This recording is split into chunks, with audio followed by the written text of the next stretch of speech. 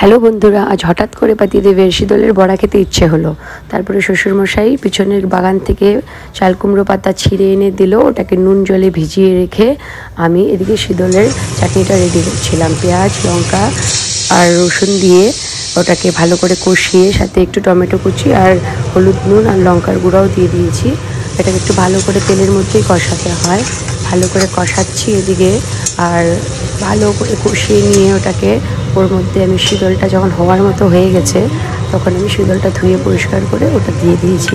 ওটা দেওয়ার পরে আর বেশিক্ষণ ওটাকে নাড়ানো যায় না। ওটাকে ভালো করে লাস্টের দিকে একটু মিশিয়ে ফ্রাই করে নিয়ে ওটা চাটনিটা অলমোস্ট রেডি হয়ে গেছে।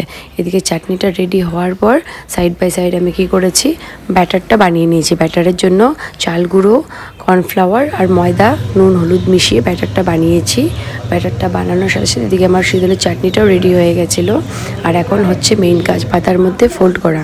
ওটার জন্য আমি কী করেছি, চাল কুমড়ো পাতার মধ্যে শীতলের চাটনিটা দিয়ে ভালো করে ফোল্ড করে নিয়েছি। আর ফোল্ড করার জন্য ওটাকে আপনারা নিচেদের টেকনিকও ইউজ করতে পারেন, এইভাবে ইজিলি ফোল্ড করতে পারেন। করে ওটাকে এখন এই জায়গাটা সিল করার জন্য একটু আমি ব্যাটারটা সাইডে লাগিয়ে ওটাকে ফোল্ড করে নিয়েছি।